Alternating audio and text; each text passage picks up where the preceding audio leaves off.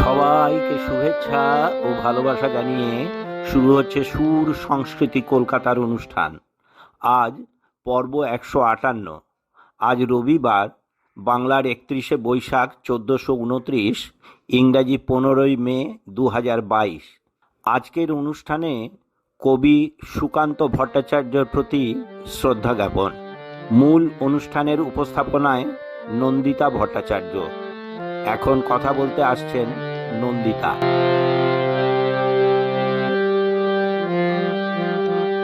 নমস্কার।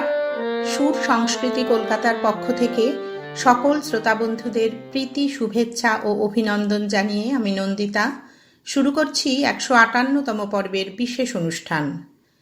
কবি সুকান্ত ভট্টাচার্য ১৭ বছর বয়সে বন্ধু মাতাকে চিঠিতে লিখেছিলেন, যেখানে যাই সেখানেই দেখি কুশ্রিতা, মলিনতা, এক দুর্নিবার গ্লানিতে আমি ডুবে আছি। বাস্তবিক আমি কোথাও চলে যেতে চাই, নিরুদ্দেশ হয়ে মিলিয়ে যেতে চাই, কোনো গহন অরণ্যে কিংবা অন্য যে কোনো নিভৃততম প্রদেশে, যেখানে কোনো মানুষ নেই, আছে কেবল সূর্যের আলোর মতো হিংস্র আর নিরীহ জীবেরা আর অফুরন্ত প্রাকৃতিক সম্পদ। সবাই জানেন, গত ১৩ই মে কিশোর কবি সুকান্ত ভট্টাচার্যের মৃত্যু দিবস ছিল। সেই উপলক্ষে আজকের অনুষ্ঠানে তার কথা, কবিতা, গানে তাকে ফিরে দেখা, তাকে স্মরণ, তাকে শ্রদ্ধা জ্ঞাপন। সুকান্ত ভট্টাচার্যের পিতা নিবারণ ভট্টাচার্য, মা সুনীতি দেবী। তার পৈতৃক বাড়ি ছিল বর্তমান বাংলাদেশের গোপালগঞ্জ জেলার কোটালীপাড়া উপজেলার অন্তর্গত উনশিয়া গ্রামে। তার পূর্বপুরুষরা ভাগ্যান্বেষণে কলকাতায় এসে বেলেঘাটা অঞ্চলে বসবাস করেন। ইংরাজি ১৯২৬ সালের ১৫ই আগস্ট বাংলার ১৩৩৩ সনের ৩০শে শ্রাবণ তিনি তার মাতামহের বাড়ি কলকাতার কালীঘাটের ৪৩ মহিম হালদার স্ট্রিটের বাড়িতে জন্মগ্রহণ করেন। বিখ্যাত ঔপন্যাসিক মনীন্দ্রলাল বসুর রমলা উপন্যাসের প্রধান চরিত্রের নামে তাঁর জ্যাঠতুতো দিদি রানী ভাইয়ের নাম রেখেছিলেন সুকান্ত। সুকান্তের বাবার সারস্বত লাইব্রেরির স্বত্বাধিকার ছিল। সেটি ছিল বইয়ের প্রকাশনা ও বিক্রয় কেন্দ্র। তখন বই ব্যবসায় আয় বিশেষ ছিল না। এছাড়া যজন যাজন বা পূজা অর্চনা ছিল পারিবারিক বৃত্তি। তাই সুকান্তের পারিবারিক জীবনে আর্থিক সচ্ছলতা কোনো দিনই ছিল না। তার জন্ম নেহাতি নিম্নবিত্ত পরিবারে। সুকান্তকে গল্প কবিতা শুনিয়ে সাহিত্যের ছোঁয়া দিয়েছিলেন তার জ্যাঠতুতো দিদি রানীদি। সেই দিদি সহসা মারা গেলেন। সুকান্ত মানসিকভাবে কষ্ট পেলেন। তার কিছুদিন পরেই তার মা মারা যান ক্যান্সারে। ছোট্ট সুকান্ত ভীষণ ব্যথিত হলেন, ভেঙে পড়লেন। ক্রমশ কবিতাই হয়ে উঠল তার সঙ্গী। কিশোর কবি সুকান্ত ভট্টাচার্যের পূর্বাভাস কাব্যগ্রন্থের মৃত পৃথিবী। পৃথিবী কি আজ শেষে নিঃস্ব? ক্ষুধাতুর কাঁদে সারা বিশ্ব। চারিদিকে ঝরে পড়া রক্ত, জীবন আজকে উত্তপ্ত। আজকের দিন নয় কাব্যের, পরিণাম আর সম্ভাব্যের। ভয় নিয়ে দিন কাটে নিত্য, জীবনে গোপন দুর্বৃত্ত। তাই তো জীবন আজ রিক্ত, অলস হৃদয় সেদসিক্ত। আজকে প্রাচীর ঘরা ভিন্ন, পৃথিবী ছড়াবে ক্ষত চিহ্ন। অগোচরে নামে হিমশৈত্য, কোথায় পালাবে মরুদৈত্য? জীবন যদিও উৎক্ষিপ্ত, তবু তো হৃদয় উদ্দীপ্ত। বোধহয় আগামী কোনো বন্যায় ভেসে যাবে অনশন অন্যায়। শ্রীরামপুর থেকে কৃষ্ণা নাগভৌমিকের কণ্ঠে শুনলাম মৃত পৃথিবী। সুকান্তের শৈশব কেটেছে বাগবাজারে নিবেদিতা লেনের বাড়িতে। সেখানে কমলা বিদ্যামন্দিরে প্রাথমিক শিক্ষার জন্য ভর্তি হন। পরে বেলেঘাটা দেশবন্ধু স্কুলে ভর্তি হন। অঙ্কে কম নম্বর পাওয়ায় ১৯৪৫ সালে প্রবেশিকা পরীক্ষা দিয়েও অকৃতকার্য হন। সেই সময় ছাত্র আন্দোলন ও বামপন্থী রাজনৈতিক কর্মকাণ্ডে তিনি যুক্ত হন। 1944 সালে তিনি ভারতের কমিউনিস্ট পার্টির সদস্য পদ লাভ করেন। ফলে এই পরীক্ষার ফল তার আনুষ্ঠানিক শিক্ষার সমাপ্তি ঘটায়। কিন্তু সংসারের চরম অনটনের মধ্যে থেকেও তার লেখা বন্ধ হয়নি। প্রাথমিক বিদ্যালয়ে পড়ার সময় 8-9 বছর বয়স থেকেই তিনি কবিতা, ছড়া লিখতে আরম্ভ করেন। বিদ্যালয়ের সঞ্চয় নামে একটি হাতে লেখা পত্রিকায় তাঁর ছোট্ট একটি হাসির গল্প প্রথম প্রকাশ হয়। তার দিনকতক পরে বিজন গঙ্গোপাধ্যায়ের শিখা কাগজে প্রথম ছাপা লেখা বিবেকানন্দের জীবনী বার হয়। ওই শিখা পত্রিকাতে তাঁর লেখা কবিতাও প্রকাশিত হয়। পাঠশালাতে পড়বার সময়েই ধ্রুব নাটকের নাম ভূমিকাতে অভিনয় করেন। মাত্র 11 বছর বয়সে রাখাল ছেলে গীতিনাট্য রচনা করেন। সপ্তম শ্রেণীতে পড়ার সময় হাতে লেখা কাগজ সপ্তমিকা সম্পাদনা করেন। তিনি মধুমালতী এবং সূর্য প্রণাম নামে দুটি গীতিমূলক চলচ্চিত্রও রচনা করেছিলেন। 1941 সালে 16 বছর বয়সে সুকান্ত কলকাতা রেডিওর গল্প দাদুর আসরে যুক্ত হন। সেখানে প্রথমে রবীন্দ্রনাথের কবিতা আবৃত্তি করেছিলেন। রবীন্দ্রনাথের মৃত্যুর পর সেই আসরে নিজের লেখা কবিতা পাঠ করে তাকে শ্রদ্ধা জানান। তখনই তার লেখা গান গল্প দাদুর আসরের জন্য মনোনীত হয়েছিল এবং সেই গানের সুর দিয়ে গেয়েছিলেন সেকালের প্রখ্যাত গায়ক পঙ্কজ মল্লিক। বাংলাদেশেও এ সময়ের সুরকারদের সুরে ও শিল্পীদের কণ্ঠে তাঁর কবিতা গান করে পাওয়া যাচ্ছে। এ রাজ্যেও তাঁর কবিতাকে গান করে পেয়েছি। অবাক পৃথিবী অবাক করলে তুমি, জন্মে দেখি ক্ষুব্ধ স্বদেশ ভূমি। অবাক পৃথিবী অবাক করলে তুমি,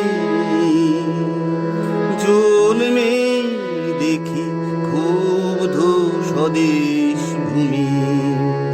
অবাক পৃথিবী আমরা যে পরাধীন,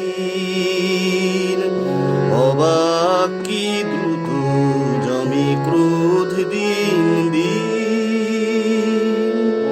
অবাক পৃথিবী আমরা যে পরাধীন, অবাক কি দ্রুত জমে ক্রোধ দিন দিন। অবাক পৃথিবী অবাক করলে আরো, দেখি এই দেশে অন্য নেই কারো। অবাক পৃথিবী অবাক করলে আরো, দেখি এই দেশে অন্য নেই কারো।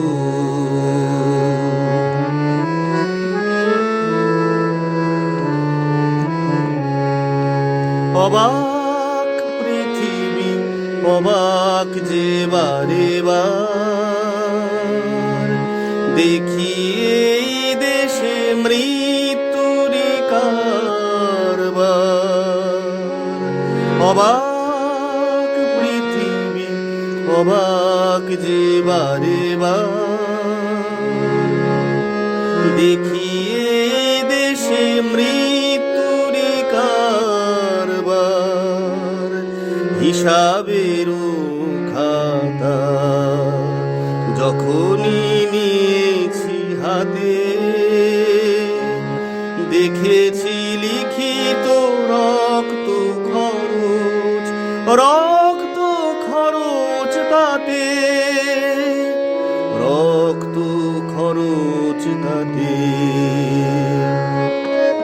এদেশে জন্মে পদাঘাতী শুধু পেলাম, এদেশে জন্মে পদাঘাতী শুধু পেলাম।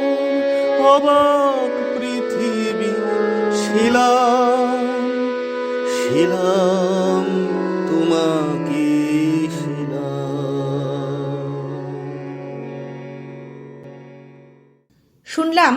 অবাক পৃথিবী। সুরকার সলিল চৌধুরীর সুরে অনুভব 1940 কবিতাটি আমরা গানে গানে শুনলাম শান্তিনিকেতন থেকে প্রণবচন্দ্রের কণ্ঠে। আপনারা শুনছেন সুর সংস্কৃতি কলকাতার 158তম পর্বে কবি সুকান্ত ভট্টাচার্যের 76তম মৃত্যু দিবস উপলক্ষে তাকে স্মরণ ও শ্রদ্ধা জ্ঞাপন। উপস্থাপনায় আছি আমি নন্দিতা। সুকান্ত কিশোর বাহিনী নামে এক প্রতিষ্ঠান গড়েন। এই প্রতিষ্ঠানের সদস্য ছেলেমেয়েদের স্বাধীনতার আদর্শে ও নানা বিষয়ে অনুপ্রাণিত করেন। কমিউনিস্ট পার্টির দৈনিক পত্রিকা স্বাধীনতার কিশোর সভা বিভাগ সম্পাদনা করতেন ও কমিউনিস্ট পার্টির কাগজ বিক্রি করতেন। সুকান্তকে আমরা কবি হিসেবে জানলেও তিনি অল্প বয়সেই লিখেছিলেন গান, গল্প, নাটক এবং প্রবন্ধ। তার ছন্দ ও আবৃত্তি প্রবন্ধটি পড়লে বোঝা যায় বাংলা ছন্দের নিয়মে ও প্রায়োগিক দিকে তার কতটা দখল ছিল। একজন লেখককে একজন ভালো পাঠকও হতে হয়। সুকান্ত প্রচুর বই পড়তেন। পথের পাঁচালী বইটি সম্বন্ধে তিনি বলেছিলেন, ধর্মগ্রন্থের সঙ্গে সমান আদরে এই বই সকলের ঘরে রাখা উচিত। অল্প বয়সেই তিনি প্রচুর পড়াশুনো করতেন, সে কথা তাঁর বন্ধু অরুণাচল বসুকে লেখা চিঠি থেকে বোঝা যায়। 24শে পৌষ 1348 সনে যখন তার বয়স মাত্র 15, তখন তিনি লিখছেন, তুমি চলে যাওয়ার পর আমি তারাশঙ্করের ধাত্রী দেবতা, বুদ্ধদেব প্রেমেন্দ্র অচিন্তর বনশ্রী, প্রবোধের কলরব, মনীন্দ্রলাল বসুর রক্তকমল ইত্যাদি বইগুলি পড়লাম। প্রত্যেকখানি লেগেছে খুব ভালো। তার মাত্র 6-7 বছর লেখালেখির মধ্যেই তিনি নিজেকে গণমানুষের কবি হিসেবে বাংলার বড় বড় কবির ভিড়ে প্রতিষ্ঠিত করেছেন। তাঁর পরিণত ভাবনা তাকে অনেক এগিয়ে দিয়েছিল, একথা বলাই যায়। কিশোর কবি সুকান্ত ভট্টাচার্যের লেখা চারাগাছ। ভাঙা কুড়ে ঘরে থাকি, পাশে এক বিরাট প্রাসাদ। প্রতিদিন চোখে পড়ে সে প্রাসাদ কি দুঃসাহস স্পর্ধায় প্রত্যহ আকাশকে বন্ধুত্ব জানায়। আমি তাই চেয়ে চেয়ে দেখি আর মনে মনে ভাবি, এ অট্টালিকার প্রতি ইটের হৃদয়ে অনেক কাহিনী আছে অত্যন্ত গোপনে, ঘামে, রক্তে আর চোখের জলে। তবু এই প্রাসাদকে প্রতিদিন হাজারে হাজারে সেলাম জানায় লোকে, চেয়ে থাকে বিমূঢ় বিস্ময়ে। আমি তাই এতকাল এ প্রাসাদে ঐশ্বর্য দেখেছি অধ্যাত এক বুনিয়াদি কীর্তির মহিমা। হঠাৎ সেদিন চকিত বিস্ময়ে দেখি অত্যন্ত প্রাচীন সেই প্রাসাদের কার্নিশের ধারে অশ্বত্থ গাছের চারা।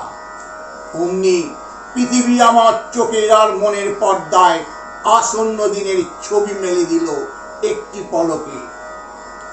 ছোট ছোট চারা গাছ, রসহীন খাদ্যহীন কার্নিশের ধারে বলিষ্ঠ শিশুর মতো বেড়ে ওঠে দুরন্ত উচ্ছ্বাসে। হঠাৎ চকিতে এ শিশুর মধ্যে আমি দেখি এক বৃদ্ধ মহিরুহ, শিকড়ে শিকড়ে আনে অবাধ্য ফাটল উদ্ধত প্রাচীন সেই বুনিয়াদি প্রাসাদের দেহে। ছোট ছোট চারা গাছ নিঃশব্দে হাওয়ায় দোলে, কান পেতে শোনে প্রত্যেক ইটের নিচে ঢাকা বহু গোপন কাহিনী, রক্তের, ঘামে আর চোখের জলে। তাই তো অবাক আমি, দেখি যত অশ্বত্থ চারায় গোপনে বিদ্রোহ জমে দেশ শক্তির বারুদ। প্রাসাদ বিদীর্ণ করা বন্যা আসে শিকড়ে শিকড়ে। মনে হয় এইসব অশ্বত্থ শিশুর রক্তের, ঘামে আর চোখের জলে ধারায় ধারায় জন্ম। ওরা তাই বিদ্রোহের দূত। দমদম থেকে দিলীপ কুমার মিত্র শোনালেন কবিতা চারাগাছ। সুকান্ত অসহায়, নিপীড়িত, সর্বহারা মানুষের সুখ দুঃখ, অবহেলিত মানুষের অধিকার, ধনী মহাজনদের অত্যাচারী আচরণ, দ্বিতীয় বিশ্বযুদ্ধ, 43-এর মন্বন্তর, ফ্যাসিবাদী আগ্রাসন, সাম্প্রদায়িক দাঙ্গা প্রভৃতির বিরুদ্ধে লেখেন। তার কবিতার তাগিদ হল পরাধীন দেশের দুঃখ দুর্দশাজনিত বেদনা, শোষণমুক্ত স্বাধীন সমাজের স্বপ্ন, শোষিত মানুষের কর্মজীবন। তিনি কৃষকের, শ্রমিকের সর্বহারার কথা ভাবতেন, যারা ধনীর অত্যাচারে নিপীড়িত, দুবেলা খেতে পায় না, উদয়াস্ত পরিশ্রম করেও যারা ছেলে মেয়েকে আহার বা বস্ত্র দিতে পারে না, তাদের কথাই কবি সুকান্ত সব সময় চিন্তা করতেন। তাদের নিয়েই তার ছড়া, কবিতা ও আলোচনা।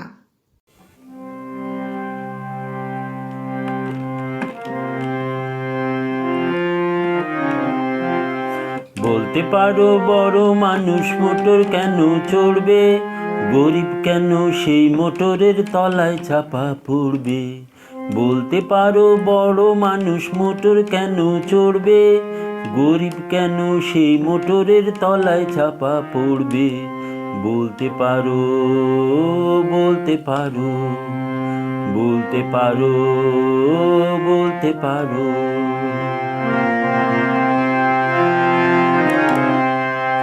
বড় মানুষ ভোজের পাতে ফেলে লুচি মিষ্টি, গরিবরা পায় খোলাম কুচি, একই অনাসৃষ্টি। বড় মানুষ ভোজের পাতে ফেলে লুচি মিষ্টি, গরিবরা পায় খোলাম কুচি, একই অনাসৃষ্টি। বলতে পারো ধনীর বাড়ি তৈরি যারা করছে, কুঁড়ে ঘরেই তারা কেন মাছির মতো মরছে। বলতে পারো ধনীর বাড়ি তৈরি যারা করছে, কুঁড়ে ঘরে তারা কেন মাছির মতো মরছে। বলতে পারো, বলতে পারো, বলতে পারো, বলতে পারো।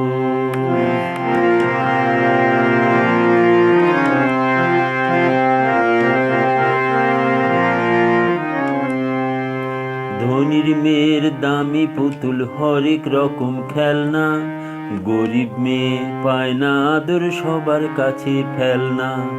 ধনীর মেয়ের দামি পুতুল হরেক রকম খেলনা, গরিব মেয়ে পায় না আদর সবার কাছে ফেলনা, সবার কাছে ফেলনা।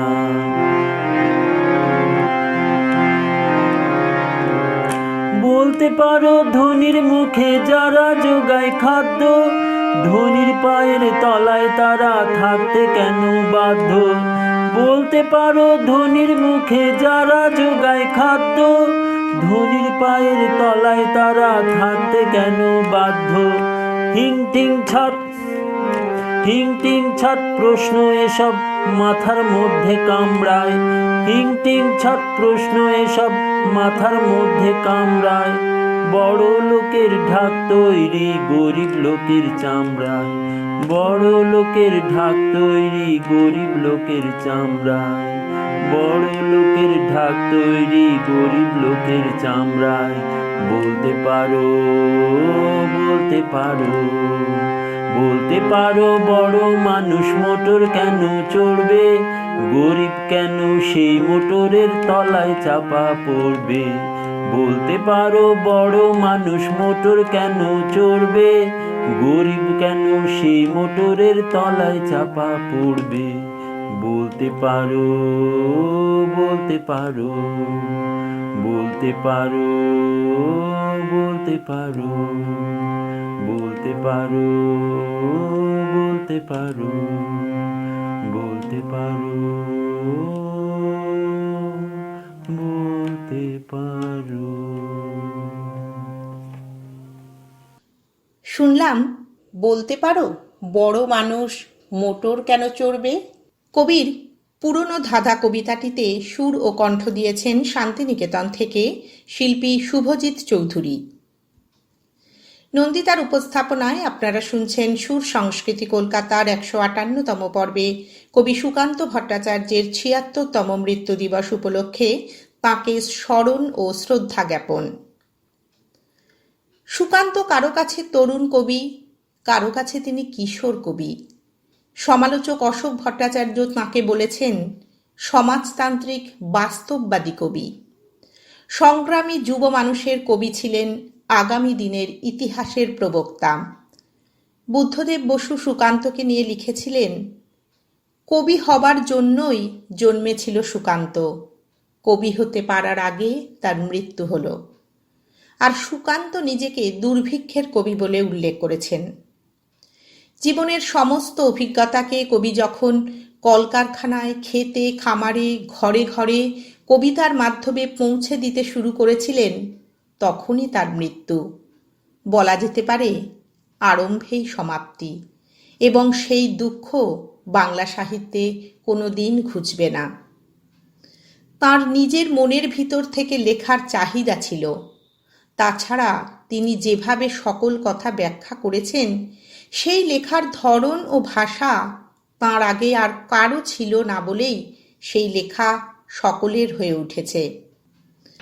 কিশোর কবি সুকান্ত ভট্টাচার্যের অমর সৃষ্টি কবিতা প্রিয়তমা সু। সীমান্তে আজ আমি প্রহরী, অনেক রক্তাক্ত পথ অতিক্রম করে আজ এখানে এসে থমকে দাঁড়িয়েছি স্বদেশের সীমানায়। ধূসর তিউনিসিয়া থেকে স্নিগ্ধ ইতালি থেকে ছুটে গেছি বিপ্লবী ফ্রান্সে। নক্ষত্র নিয়ন্ত্রিত নিয়তির মতো দুর্নিবার অপরাহত রাইফেল হাতে ফ্রান্স থেকে প্রতিবেশীবাদ মাঠে। আজ দেহে আমার সৈনিকের কড়া পোশাক, হাতে এখনো দুর্জয় রাইফেল, রক্তে রক্তে তরঙ্গিত জয়ের আর শক্তির দুর্বহ দম্ভ। আজ এখন সীমান্তের প্রহরী আমি। আজ নীল আকাশ আমাকে পাঠিয়েছে নিমন্ত্রণ, স্বদেশের হাওয়া বয়ে এনেছে অনুরোধ। চোখের সামনে খুলে ধরেছে সবুজ চিঠি, কিছুতেই বুঝি না কি করে এড়াবো তাকে, কি করে এড়াবো এই সৈনিকের কড়া পোশাক।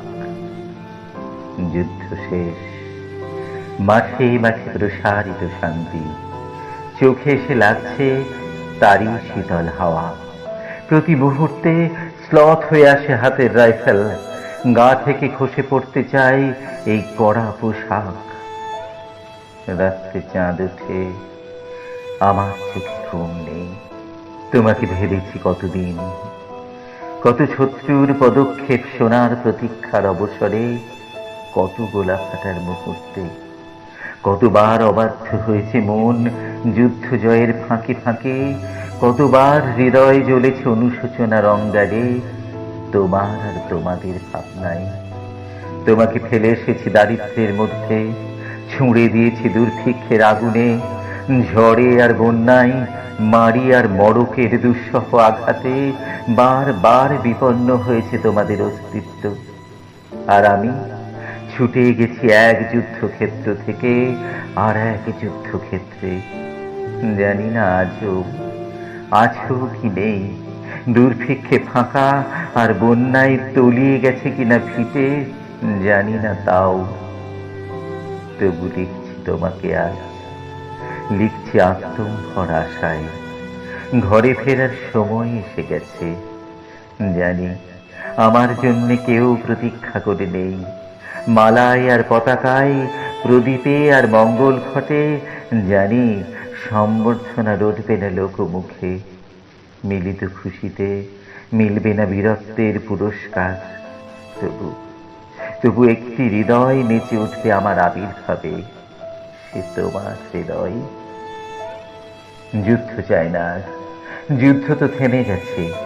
পদার্পণ করতে চায় না মন ইন্দোনেশিয়ায়।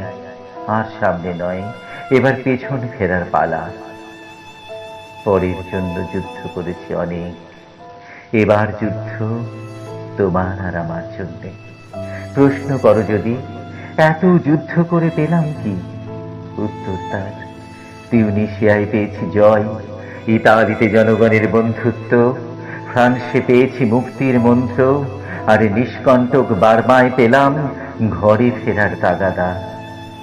আমি যেন সেই বাতিওয়ালা, যে সন্ধ্যায় রাজপথে পথে বাতি জ্বালিয়ে ফেরে, অথচ নিজের ঘরে নেই যার বাতি জ্বালার সামর্থ্য।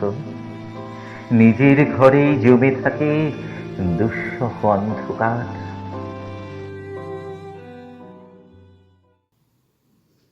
বহরমপুর থেকে শিবেশ মুখোপাধ্যায়ের কণ্ঠে শুনলাম প্রিয় তমাশু।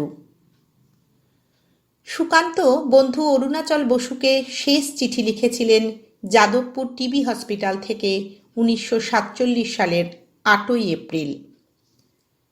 অরুণ, 7 দিন হয়ে গেল এখানে এসেছি। বড় একা একা ঠেকছে এখানে। সারাদিন চুপচাপ কাটাতে হয়। বিকেলে কেউ এলে আনন্দে অধীর হয়ে পড়ি।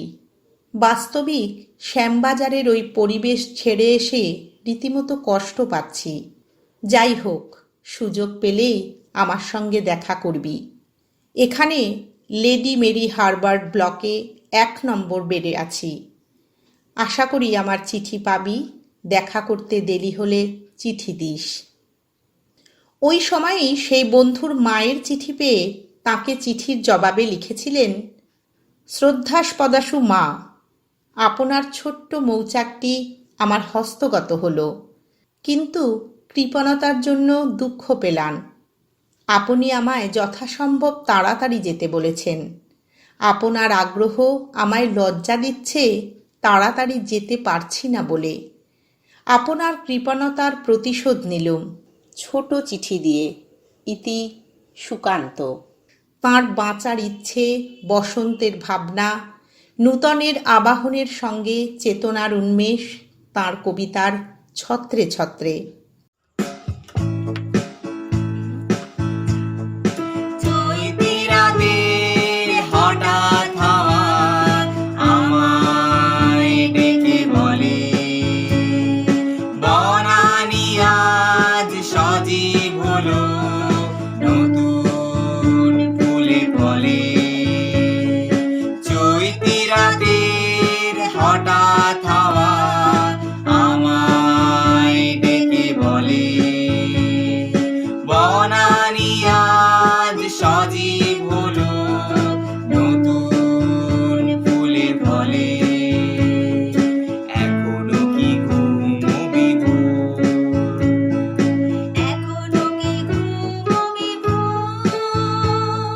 পাতায় পাতায় জানায় দোল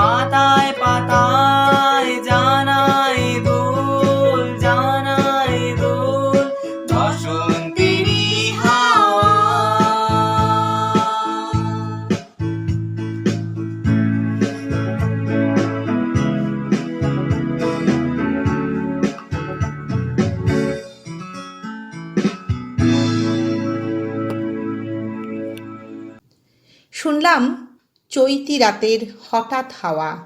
শুনলাম পুরুলিয়া থেকে তন্দ্রা হালদার ও সোমনাথ পাণ্ডার দ্বৈত কণ্ঠে। চৈত্র দিনের গান কবিতাটি গান করে শোনাতে সুর বসিয়েছেন শিল্পী তন্দ্রা হালদার। এই গানটিতে সিনথেসাইজার বাজিয়েছেন শতরূপা হালদার। অত্যধিক পরিশ্রমের ফলে সুকান্তের নিজের শরীরের উপর অত্যাচার হয়। তিনি ক্ষয় রোগে আক্রান্ত হয়ে দেশ স্বাধীন হবার মাত্র ৩ মাস আগে ১৯৪৭ সালের ১৩ই মে ভীষণ অসময়ে মাত্র ২১ বছর বয়সে কলিকাতার ১১৯ লাউডন স্ট্রিটের রে ডেড কিওর হোমে মৃত্যুবরণ করেন। সুকান্তর এইভাবে চলে যাওয়াটাই বাংলা সাহিত্যে একটা বেদনাবিধুর কবিতা। তিনি টিবি রোগে আক্রান্ত হয়ে যাদবপুর টিবি হাসপাতালে ভর্তি হন। তার লেখা কবিতার বই ছাড়পত্র তখন ছাপা হচ্ছিল, কিন্তু ছাপা অক্ষরে ওই বই জীবিত অবস্থায় তিনি দেখে যেতে পারেননি। তার উল্লেখযোগ্য কাব্যগ্রন্থ ছাড়পত্র, ঘুম নেই, পূর্বাভাস, গীতিগুচ্ছ, মিঠে করা, অভিযান, হরতাল ইত্যাদি। কাব্য রচনা নিছক বিনোদনের জন্য নয়, নিছক রোমান্টিকতা তাঁর কবিতায় যেন স্থান পায়নি। তিনি লিখছেন, ক্ষুধার রাজ্যে পৃথিবী গদ্যময়, পূর্ণিমা চাঁদ যেন ঝলসানো রুটি। রবীন্দ্রনাথ প্রত্যাশা করেছিলেন নিপীড়িত মানুষের জাগরণের গান শোনাবার জন্য একজন কবি আসবেন। কবিগুরু নবজাতক কবিতায় লিখলেন, নবীন আগন্তুক নবযুগ তব যাত্রার পথে চেয়ে আছে উৎসুক। হয়তো তাঁর এই উত্তর দিতেই সুকান্ত নিয়ে এলেন ছাড়পত্র। কিশোর কবি সুকান্ত ভট্টাচার্যের লেখা কবিতা ছাড়পত্র। যে শিশু ভূমিষ্ঠ হলো আজ রাত্রে, তার মুখে খবর পেল সে পেয়েছে ছাড়পত্র এক। নতুন বিশ্বের দ্বারে তাই ব্যক্ত করে অধিকার, জন্মমাত্র সুতীব্র চিৎকারে। খর্বদেহ নিঃসহায়, তবু তার মুষ্টিবদ্ধ হাত উত্তোলিত উদ্ভাসিত কি এক দুর্বদ্ধ প্রতিজ্ঞায়। সে ভাষা বোঝে না কেউ, কেউ হাসে, কেউ করে মৃদু তিরস্কার। আমি কিন্তু মনে মনে বুঝেছি সে ভাষা, পেয়েছি নতুন চিঠি আসন্ন যুগের, পরিচয়পত্র পড়ি ভূমিষ্ঠ শিশুর অস্পষ্ট কুয়াশা ভরা চোখে। এসেছে নতুন শিশু, তাকে ছেড়ে দিতে হবে স্থান। জীর্ণ পৃথিবীতে ব্যর্থ, মৃত আর ধ্বংসস্তূপ পিঠে। চলে যেতে হবে আমাদের, চলে যাব। তবু আজ যতক্ষণ দেহে আছে প্রাণ, প্রাণপণে পৃথিবীর সরাব জঞ্জাল। এ বিশ্বকে এ শিশুর বাসযোগ্য করে যাব আমি। নবজাতকের কাছে এ আমার দৃঢ় অঙ্গীকার। অবশেষে সব কাজ সেরে আমার দেহের রক্তে নতুন শিশুকে করে যাব আশীর্বাদ। তারপর হব ইতিহাস। তাই তো, এই কথা তো চিরপ্রাসঙ্গিক। যতক্ষণ দেহে আছে প্রাণ, প্রাণপণে পৃথিবীর সরাবো জঞ্জাল। দমদম থেকে আমাদের কিশোর শিল্পী জিতাদিত্য কুণ্ডু শোনালো ছাড়পত্র কবিতা। কবির চিরপ্রাসঙ্গিক কথা, যতক্ষণ দেহে আছে প্রাণ, প্রাণপণে পৃথিবীর সরাবো জঞ্জাল। এই কথা স্মরণ করে শেষ হলো সুর সংস্কৃতি কলকাতার পক্ষ থেকে কবি সুকান্ত ভট্টাচার্যের ৭৬তম মৃত্যু দিবস উপলক্ষে তাঁকে স্মরণ ও শ্রদ্ধা জ্ঞাপন। আজকের অনুষ্ঠানে আবৃত্তি করে শোনালেন কৃষ্ণা নাগ ভৌমিক, দিলীপ কুমার মিত্র, শিবেশ মুখোপাধ্যায় ও জিতাদিত্য কুণ্ডু, এবং গানগুলি পরিবেশন করলেন প্রণবচন্দ্র, শুভজিৎ চৌধুরী, তন্দ্রা হালদার ও সোমনাথ পাণ্ডা। সিনথেসাইজার বাজিয়েছেন শতরূপা হালদার। সুর সংস্কৃতি কলকাতার পরবর্তী বিশেষ অনুষ্ঠান আগামী রবিবার ২২শে মে থাকছে কথা কবিতা গানে কবি নজরুল ইসলামকে শ্রদ্ধা জ্ঞাপন। আমাদের অনুষ্ঠানগুলি সম্প্রচারের সামগ্রিক উদ্যোগ, পরিকল্পনা ও পরিচালনায় সুরজিৎ চৌধুরী। আমাদের এই অনুষ্ঠান আপনাদের যদি ভালো লেগে থাকে তবে আমাদের ফেসবুক পেজটিকে এবং আজকের প্রোগ্রামটিকে লাইক করুন, শেয়ার করুন এবং কমেন্ট করুন। আর পরবর্তী অনুষ্ঠানের আপডেট পেতে অবশ্যই চ্যানেলটি সাবস্ক্রাইব করে রাখুন। এতক্ষণ আপনাদের সঙ্গে ছিলাম আমি নন্দিতা। সকল শ্রোতা বন্ধুদের প্রীতি, শুভেচ্ছা ও অভিনন্দন জানিয়ে আজকের মতো বিদায় নিচ্ছি। নমস্কার।